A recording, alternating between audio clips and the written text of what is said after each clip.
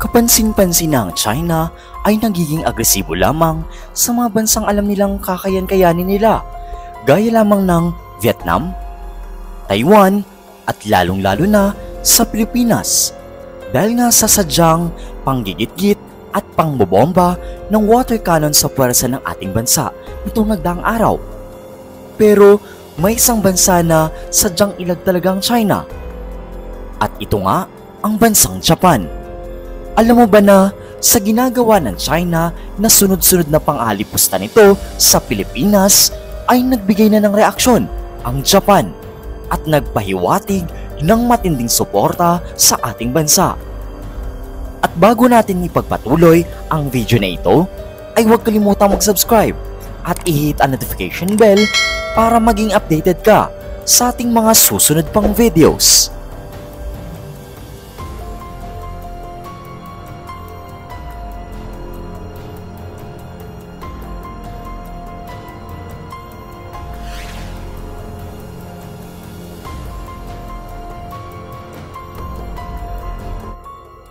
Sa ngayon, maliban sa Australia at India, isang Japan sa talagang kumikilos na ng mabilis sa ngayon upang palakasin ang kanilang sandatahang lakas.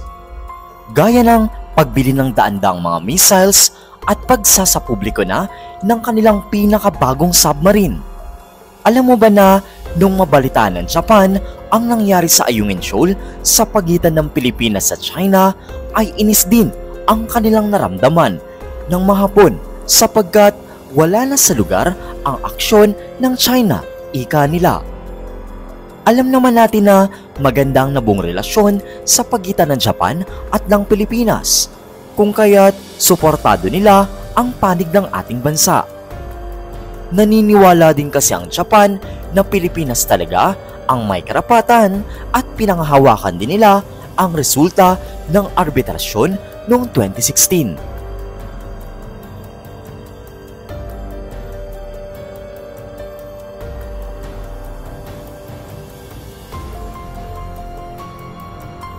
Alam mo ba na nagkaroon na pala ng negosasyon sa pagitan ng dalawang bansa na magiging bukas tayo at teritoryo nila sa tinatawag na Reciprocal Troop Access?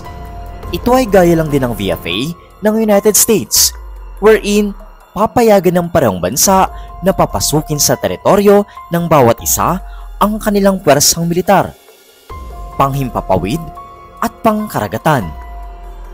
In short, gaya ng United States ay aasahan na natin na papasok sa ating bansa ang pwersang militar ng Japan, lalong-lalo na sa pinag-iinitan ng China na West Philippine Sea.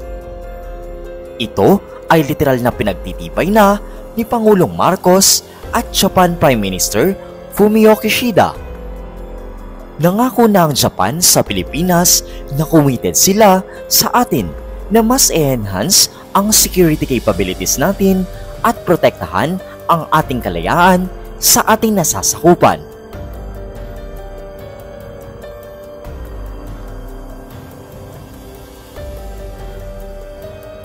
Alam mo din ba na magbibigay ang Japan sa Pilipinas ng mga tinatawag na coastal surveillance radars? Ilalagay ito sa 5 magkakaibang coastal area sa mga most conflicted na lugar sa West Philippine Sea. Well, magagamit ito ng pwersa ng ating Navy para sa mga illegal activities ng China. At ayon sa report, ay mananatiling confidential kung saan nga ba ito ipopwesto. Inihayag din ng pwersa ng Japan na magsasagawa din sila ng pagroronda sa ilang bahagi ng ating karagatan. Aminado din naman ang Japan na malaking banta talaga ang China at alam din nila na hindi magiging madaling kalaban ang China sapagkat pagdating sa mga naimpundar nilang mga armas ay higit talagang silang nakakalamang.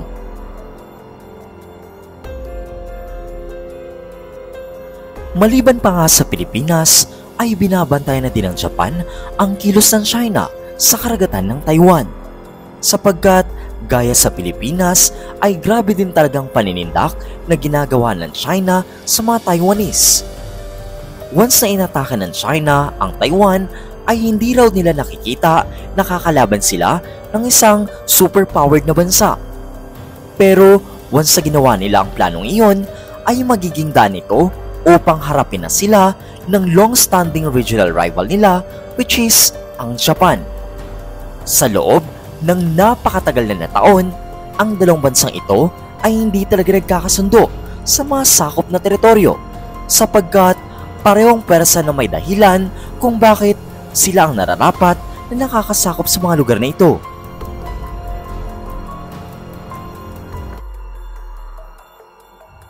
Para sa United States, ang China ay delikadong bansa, pero distant challenge ito para sa kanila.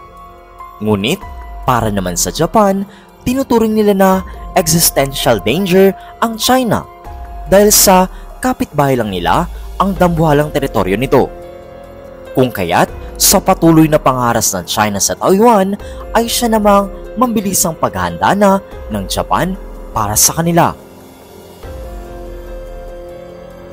Once kasi na nasakop na ng China ang Taiwan, ay mas magiging indefensible na ang southern part nila dahil nga sa posibleng maglunsad ng mga bagong kalakaran ang China sa mga lugar na ito, gaya ng paghigpit sa mga trade routes, dagdag na pressure sa pinagagawa nilang Senkaku Island, at ang ipilit palalo ng China ang mga historical claims nila. Kung kaya't, ang gobyerno ngayon ng Japan ay mas lalong naghahanda na at hindi raw tutunganga habang unti-unti nang binubura ng China ang karapatan ng mga Taiwanese sa kalupaan nila. Kung kaya't, sineseryoso na ng mga Hapon ang pag-improve ng kanilang military. Alam mo ba na dodoble na ng Japan ang kanilang defense budget para sa pag-acquire ng mga bagong armas? Nasa plano na din nila na palakasin ang mga isla na nasa southwest nila sa pamamagitan ng pag-install ng mga dekalibreng mga anti-ship missiles at mga air defense system. Gagamit na din sila ng mga top quality submarine fleet nila para itapat sa Chinese Navy. At talagang seryoso na sila dahil nakapag-negotiate na nga sila sa United States para mag-acquire ng mga Tomahawk cruise missiles at iba't ibang klase ng pang-counter-strike capabilities weapon na siyang gagamitin nila upang i-target sa Chinese mainland. At ilan lamang yan sa may impormasyon ukol sa reaksyon at magiging suporta ng Japan sa puwersa ng ating bansa.